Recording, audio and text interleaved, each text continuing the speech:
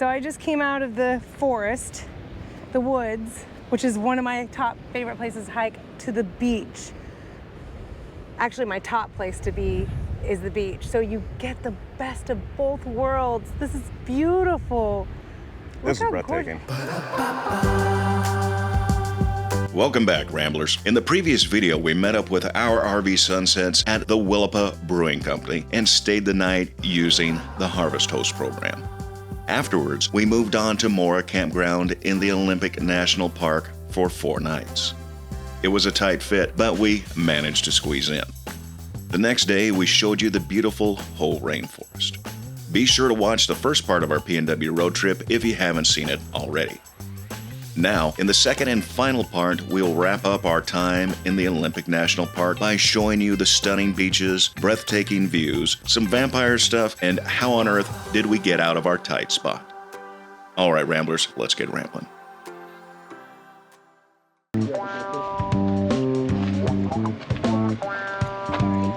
All right, here we are. We made it, courtesy of our RV Sunsets Transportation Limited.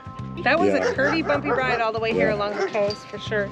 We're here in Neah Bay, and we're gonna try some fish and chips. So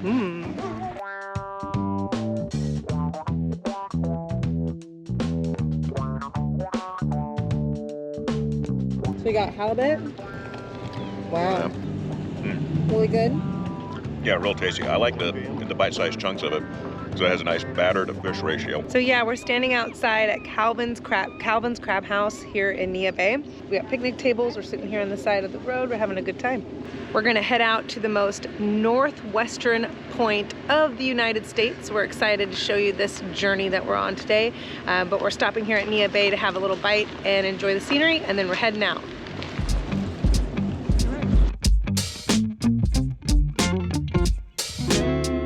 We're at Cape Flattery Trailhead in the parking lot. Lots of room for RVs, room for trucks, room for cars, tons of room. And this is a very short hike. You can bring your dogs. That's why we're here today, because we can bring the doggies with us. We only got about a mile, a little over a mile, I think, each way. It says it's gonna take 25 minutes. This isn't National Park. This is the Mecca Reservation. We're on their land. Permit to come in. It's good for a year. And probably all $20. goes to the tribe. Yeah. Yeah, so wonderful.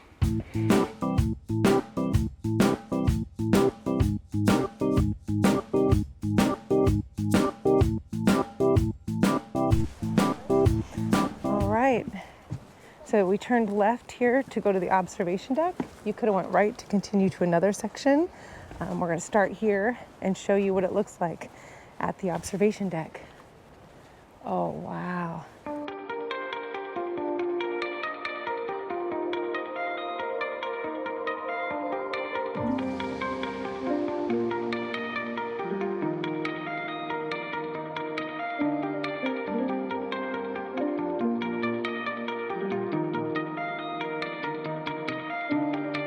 Look at this. Yep. They're gorgeous. This is beautiful. Just look at the water down there. Oh my Lord.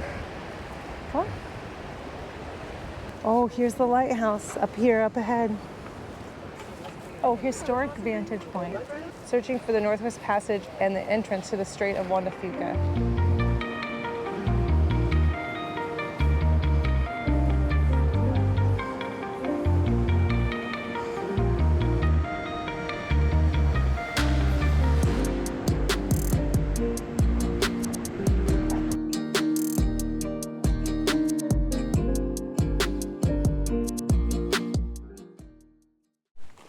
So one of the top hikes here in Olympic National Forest is Second Beach. I'm very excited because it has 2 of my favorite styles of hikes, or places to hike. That is the forest and the beach. So this is one of the best ones because you get the best of both worlds. Are you ready to go? I am. All right, Ramblers, let's go check out Second Beach.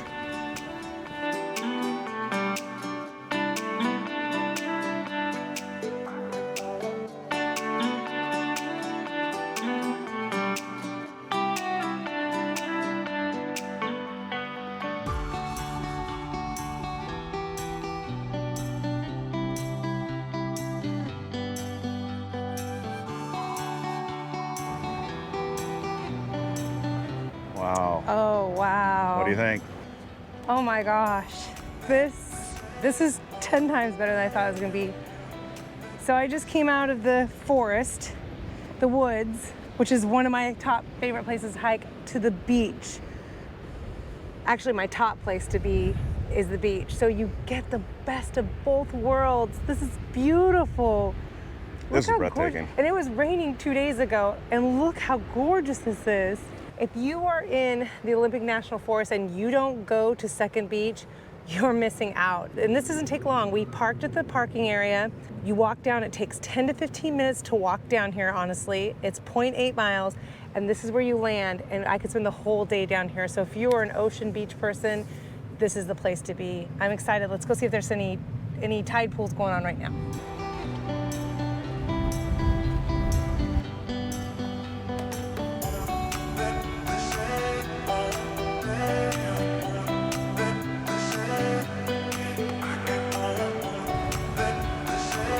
We have a few starfish in there. Look at that.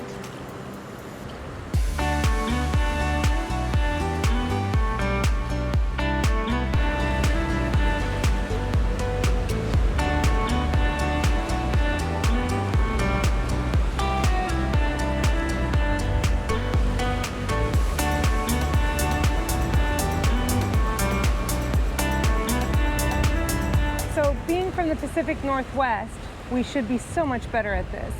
But every time I walk down here, I forget that we should bring boots, like big rain boots.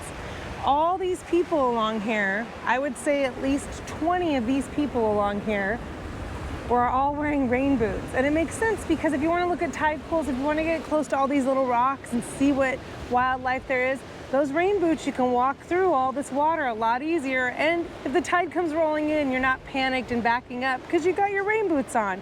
So if you have those with you when you're traveling, think about sticking them in a backpack or just wearing them if it's not too far of a hike. But you know, I'm kicking myself every time because that's a pretty smart thing to do. Wouldn't you say? Yeah. The Olympic National Park is probably one of the most diverse national parks because not only do you need to bring your muck boots, your rain boots, you're gonna have to bring your hiking boots, you're gonna have to bring your parka, you're gonna be up in alpine lakes on the eastern side of the park, and then you're gonna be on the coast on the western side of the park. You're gonna have to bring a full wardrobe of clothes. Get swim shorts all the way up to your parka. The day before, a lot of rain. We were wearing raincoats the day before. Oh yeah. And it's towards the end of May now. Actually, no, we're in the last 2 days of May now. So keep that in mind, but diverse, yes. Pacific Northwest, you gotta get out here.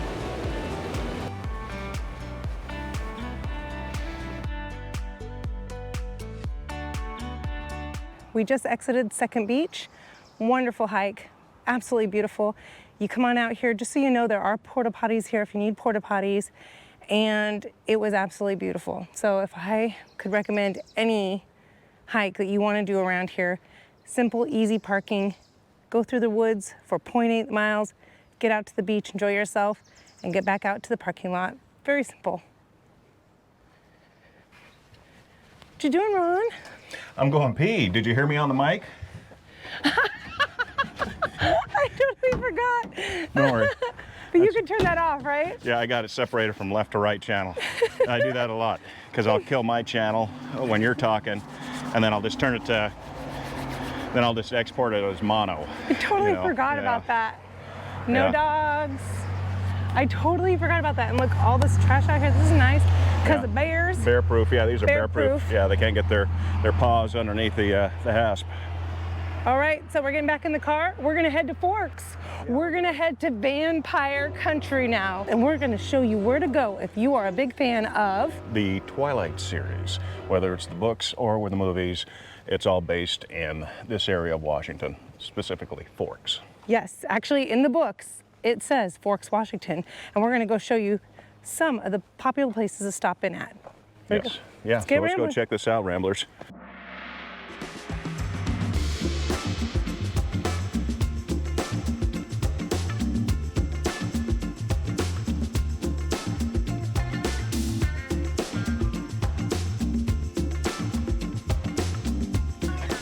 Hi.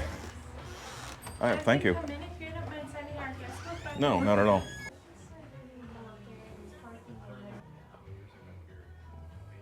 Oh, all your merchandise is here.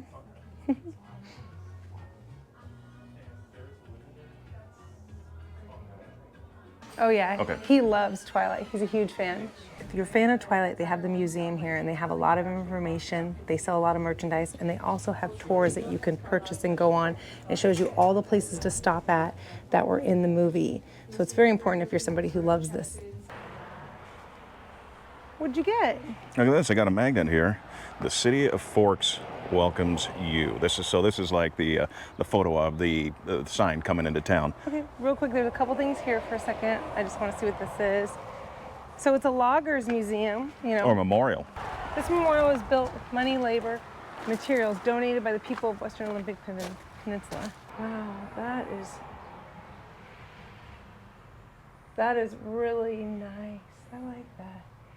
Oh, my family is supported by timber dollars. Look at that. Yeah. You were raised by timber dollars. Yeah, sure was. You just Every a little aspect, from the cutting it down to the making of the paper. just a little extra fact from the area we're in. Ron's dad is a logger. Yeah.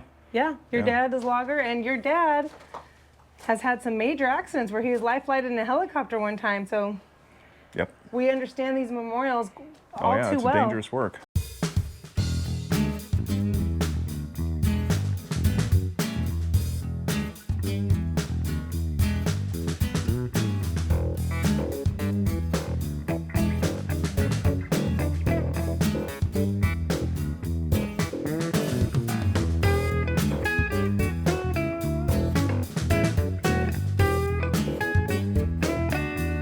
Look at that. Wow, Holy look at that. smokes. So this is called the Rez Burger. And the Rez Burger has frybread as the bun. So you have frybread as bun. And she was mentioning how good their sauce is, their special sauce for the burger. Oh wow, look at all that. It's like pico on there. And then this bun looks amazing. It's All right. Frybread I want bun. to see how you're going to do this. I'm gonna do well.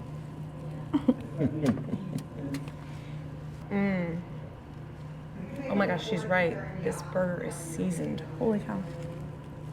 This is juicy, seasoned. You can taste all of the sauce. She's right, this is a special sauce. I don't know what is all in it. And that bun, this is a good idea for a bun. Life's never gonna be the same now.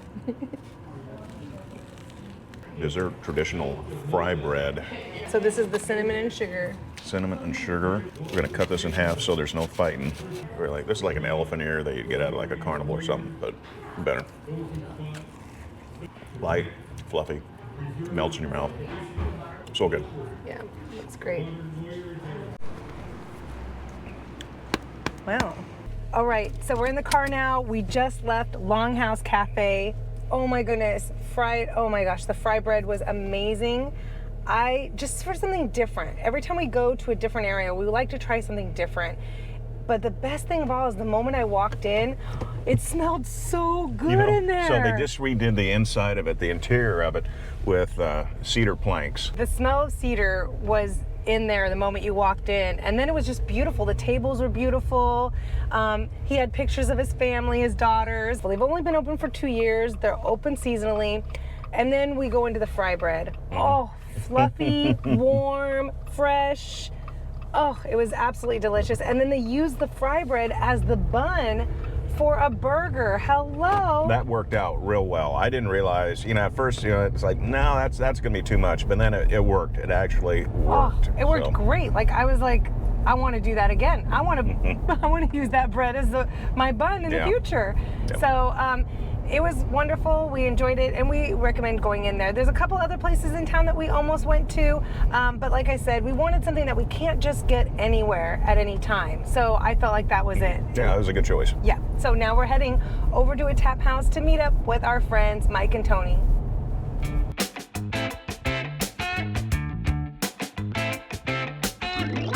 We found a tap room here in Forks, and what better place to enjoy but a couple beers. And yeah, it says it's the...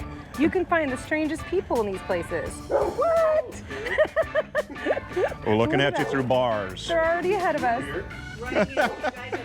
What are you guys, what are you doing here in a brewery? What's going on? Okay. You ready for us? I think they're ready for us.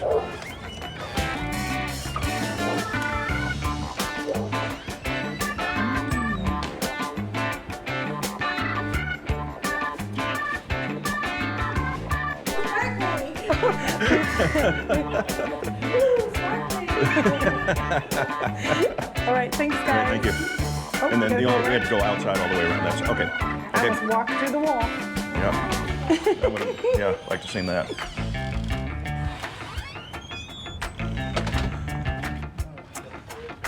Guess what? I went fruity. I went cider.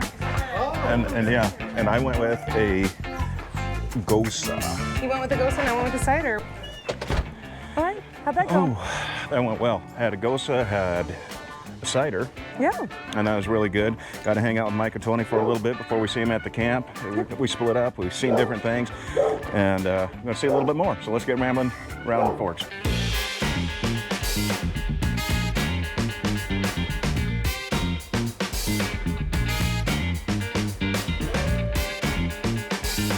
As you can see, everything in Forks is Twilight. We're gonna go across the street now. We're gonna show you Twilight stores. The pharmacy has Twilight books. It's all about Twilight.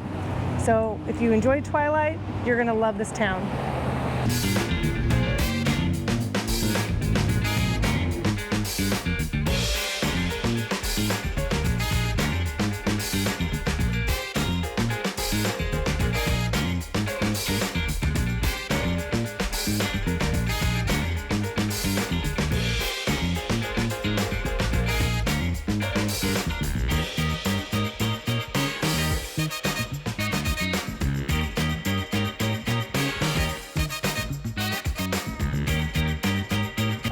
Are you a fan now?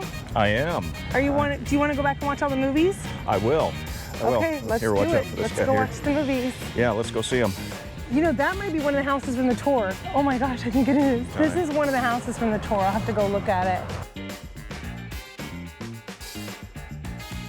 Even with the vampire threat being very dangerous, we managed to escape Forks. It was time to head back to camp and grab Mickey and Minnie and head to the beach.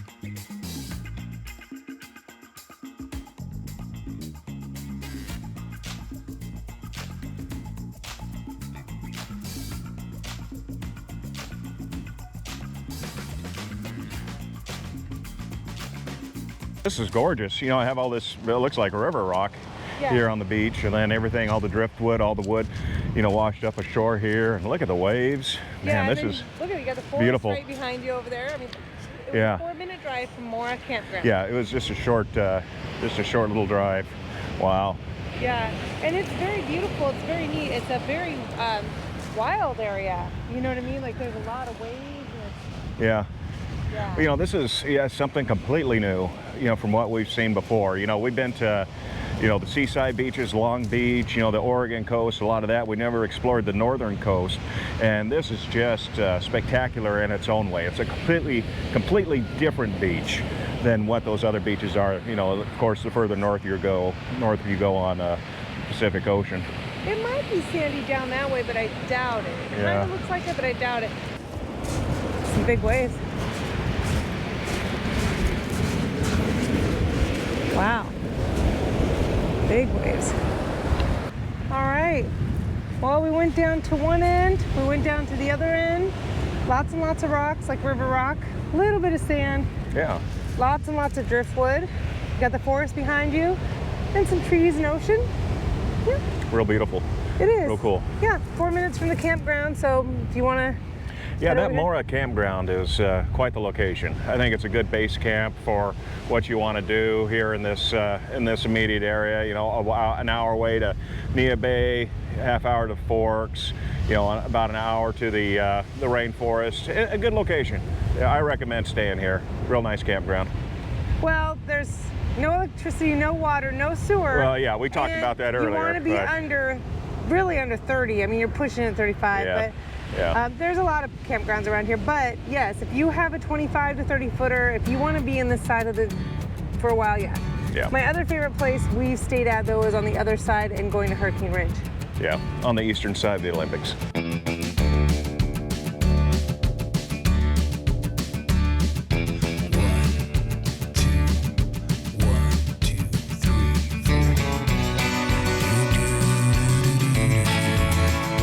Well, Ramblers, this concludes our time in the Olympic National Park.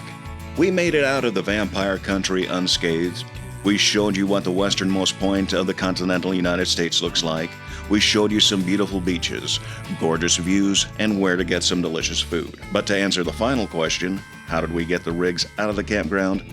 Well, very slowly and very cautiously. Looking back on our trip to Mora Campground, we probably should have stayed elsewhere with a little more room. All in all, this was a good lesson in self-awareness and knowing when to stay in your lane. We hope you enjoyed the video, and we'll see you later, Ramblers.